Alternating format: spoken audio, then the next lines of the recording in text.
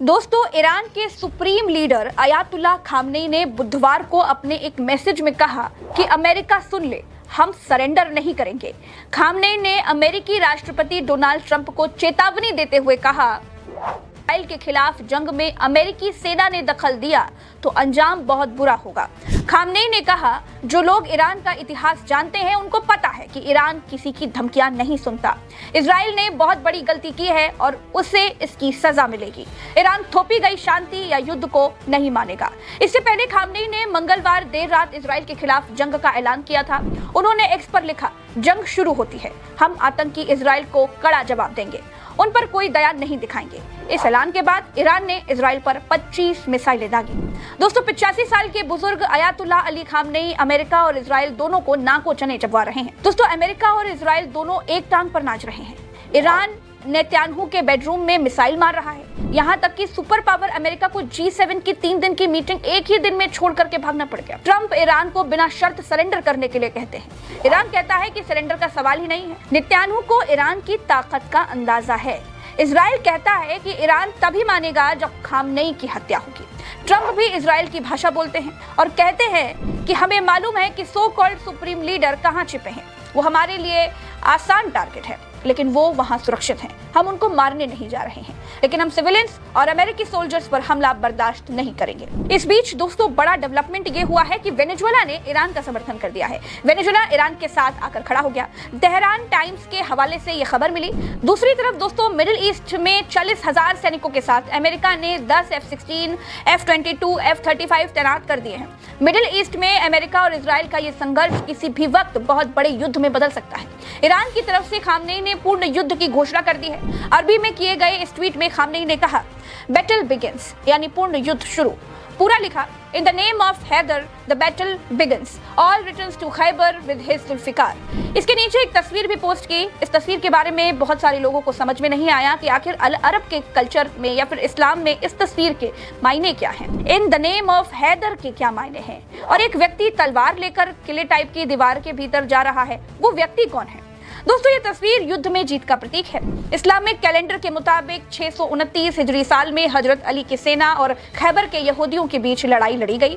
खैबर की लड़ाई में पैगंबर ने हजरत अली को किले पर विजय प्राप्त करने के लिए भेजा था। उस दौरान तलवार जुल्फिकार के जरिए अली ने यहूदी कमांडर मरहब को मार दिया था और यहूदियों को आत्मसमर्पण करने के लिए मजबूर कर दिया था। कहा जाता है संख्या में कम होने के बावजूद मुस्लिम हताहतों की संख्या काफी कम थी। जुल्फिकार हजरत अली की तलवार का नाम है। ये वही तलवार है जिससे हजरत अली ने बहुत सी लड़ाइयां लड़ी और सभी में जीत हासिल की। ये लड़ाई शिया मुस्लिमों के लिए काफी अहम है, क्योंकि ये हजरत अली की बहादुरी और तलवार जुल्फिकार की विरासत की पुष्टि करता है। इस फोटो के जरिए खैबर का संदर्भ देकर खामनेई ने यहूदियों पर हजरत अली की विजय और ईरान के वर्तमान रुख के बीच समानताएं बताई हैं। दोस्तों, ईरान ने इस बार इजराइल पर फतेह 1 मिसाइल से हमला करने की आधिकारिक घोषणा कर दी है। ये मिसाइल आवाज से 15 गुना तेज गति से चलती है और कोई एयर डिफेंस सिस्टम इसको पकड़ नहीं पाता। इसकी तेजी का अंदाजा आप इसी से लगा सकते हैं कि ईरान से लॉन्च की गई फतेह मिसाइल इजराइल में केवल 7 मिनट में टारगेट पर निशाना साध लेते हैं। 1400 किलोमीटर दूर तक निशाना साध सकती है ये मिसाइल और करीब 400 किलो बारूद लेकर के जा सकती है। ईरान ने लंबे समय से अंतर्राष्ट्रीय प्रतिबंधों का सामना किया है, लेकिन इसके बावजूद उसने मिसाइल और ड्रोन तकनीक में आत्मनिर्भरता हासिल की है। ईरानी रक्षा मंत्री जनरल अजीज नसीरजादे का दावा है कि फतेह 1 GPS के बिना भी सटीक निशाना लगा सकती है और एक साथ कई लक्ष्यों में से किसी एक को चुन करके हमला कर सकती है। अब बात दोस्तों दूसरे पहलू की भी कर लेते हैं। दूसरा पहलू यह है कि अमेरिकी संस्था अंतर्राष्ट्रीय परमाणु ऊर्जा एजेंसी यानी कि IAEA आशंका जताती है कि ईरान परमाणु बम बना सकता है। इसीलिए इजराइल ने ईरान पर हमला कर दिया, तेहरान को तबाह कर दिया। करीब 500 से ज्यादा लोग मारे गए, हजारों लोग घायल हैं। IAEA ने केवल आशंका जताई है। पता IAEA को भी नहीं है कि क्या सच में ईरान परमाणु बम बना रहा है। जबकि CNN के पत्रकार क्रिश्चियन अमनपुर ने IAEA के महानिदेशक राफेल ग्रासी से पूछा तो उन्होंने खुले तौर पर यह कहा कि इनकी संस्था के पास ये साबित करने के लिए कोई ठोस सबूत नहीं है कि ईरान परमाणु हथियार बनाने के लिए प्रयास कर रहा है या फिर बना रहा है। बिना सबूत इजराइल ने ईरान पर आक्रमण किया है। अमेरिका उसके पीछे खड़ा है। इस दादागिरी पर दुनिया के बाकी देश तमाशा देख रहे हैं। ये युद्ध सिर्फ इजराइल अपनी अस्मिता बचाने के लिए लड़ रहा है, क्योंकि इजराइल को मालूम है कि कर्मा बैक हो जाता है, यानी कर्मा पेस बैक। जो जमीन इजराइल ने अरबों से छीनी है, एक ना एक दिन कोई ऐसा मजबूत देश खड़ा होगा जो न्याय की बात करेगा। इजराइल यही नहीं चाहता है।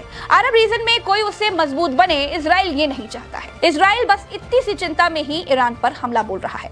एक बात ये भी सही है दोस्तों कि ईरान ही एक देश है अरब देशों में जो समझौतों के लिए आसानी से तैयार नहीं होता है। अरब देशों में ईरान ही एक ऐसा देश है जो अमेरिका की हाँ में हाँ नहीं मिलाता है।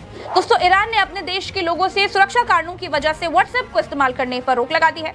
ईरान का कहना है कि व्हाट्सएप लोगों की जानकारियां इकट्ठी करके दुश्मन को दे रहा है, जिससे इजराइल सटीक हमले कर पा रहा है, जबकि व्हाट्सएप ने इसका खंडन किया है और कहा है कि ये ऐप पूरी तरह से सुरक्षित है।